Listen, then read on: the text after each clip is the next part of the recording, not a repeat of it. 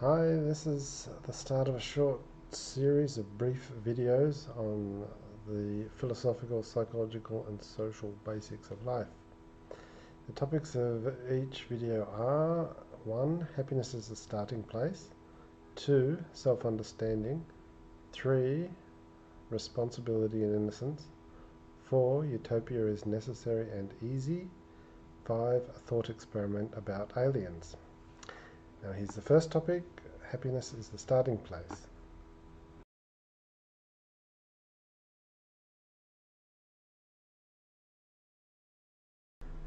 Now in reality, everything we do is for some form of happiness. So let's look at some examples. Skydiving. I mean, people are willing to risk their life and jump out of a plane for the thrill. So thrill is a kind of happiness. Partying, just dancing or joking and talking and drinking and eating. That's like a hedonistic form of happiness. Pursuing a career is like wanting life satisfaction, which is again a form of happiness.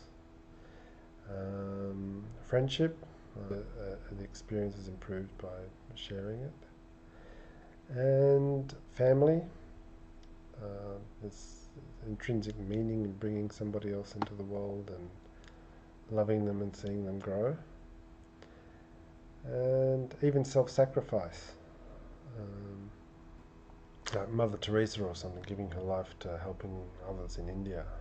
Now, she either gets satisfaction out of it, that she has a knack for helping people, or she thinks she'll earn heaven, a reward afterwards for it, or she's unhappy by seeing others unhappy, and so she wants to alleviate that, which will make her happy that way. And it's also obviously about the other person's happiness. Therefore, happiness is the implicit meaning of life, and it's the most important topic until we have it sorted out, and then we can forget about it and just get on with enjoying life. But even the implicit meaning of searching for the meaning of life is happiness, because you want to find the meaning of life because then you'll be happier. So there's no way around it. Happiness is what we're here for. Nevertheless, happiness is only one of 3 natural stages of life on Earth, and time is a key factor in each of the stages. The first stage is surviving emergencies, which may involve sacrificing everything instantly. So emergencies are all about immediate issues. You're confronted by a tiger, or you're hungry. You do whatever it takes to survive the emergency. And you're even willing to sacrifice treasured possessions like old family photos or your house. You might even be willing to leave the country if it's in a war-torn country. So when there's survival pressure, everything else everything involving time goes out the door, and you just want to get over the hurdle now. Then comes security, and that's establishing security so that emergencies are less likely to arise.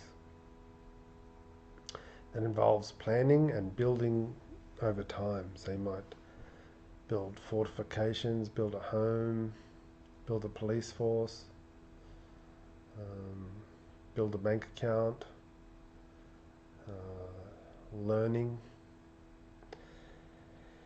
And then after you've established security, there's free time left. You think, well, what am I going to do now? And the obvious answer is that you're going to pursue some form of satisfaction, some form of happiness, some sort of fulfillment. And at that point, the old survival of the fittest idea is superseded, and the new idea is happiness for all. So there's a progression from survival to security to happiness. Now, what is the definition of happiness? Of course, there are many popular definitions like life fulfillment, hedonism, being in the flow, desire satisfaction. But I define happiness, and let's give it an umbrella definition. It's the feelings associated with being yourself and manifesting your potential in a great situation. That definition covers all of our circumstances: being, doing, and location. So first off, being. Happiness must be present when we are timelessly being, and indeed happiness is innate to being. I remember once going to the Jenolan Caves, which is west of Sydney, and we were winding our way down, being guided down the pathway in the cave. I mean, it was well lit, and there was a path and everything. Wasn't very adventurous, but anyway, we got down to the depths of it, and then the guide did an interesting thing. He turned off the lights and said, "Look, just try to be as quiet as you can for a moment." And intense blackness. Couldn't really describe it. It was like if you closed your eyes and buried your head in a pillow. It seemed darker than that somehow. And the interesting thing, of course, was that even still there was awareness, there was awakeness, like that. I was switched on, everyone was switched on. And even though the light was switched off. So, and that awakeness is innately full, right? It's even though there was no content, or just blackness was the content, it still has a sense of fullness about it. And that might seem a bit bland, but that's only because we're used to focusing on the foreground and of like the sparkliness of life, and we're looking for sparkles. Think of the ocean, right? If you're looking for waves and bubbles and froth and light, then the depths of the ocean won't be appreciated. It'll seem boring, but it's really profoundly fulfilling. After being, there's doing. And the happiness of doing can be anything. It can be just going for a walk, watching sunsets, but it's all fleeting. But nevertheless, that doesn't mean it's less than the happiness of doing.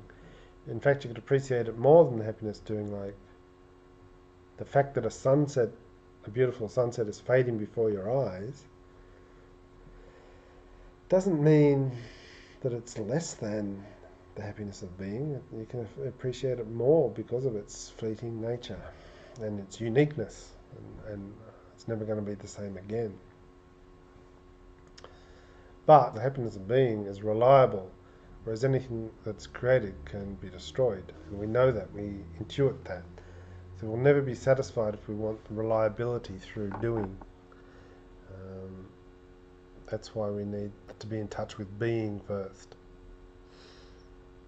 And of course, society is always pushing us into doing, saying you get happiness in the future by pursuing some spiritual or material goal, but that distracts us from being. So we think happiness has got to look like something rather than being the awakeness of being. And then comes utopia.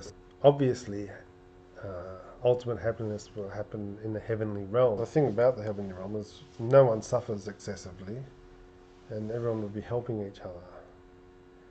And that should be the natural way of things. And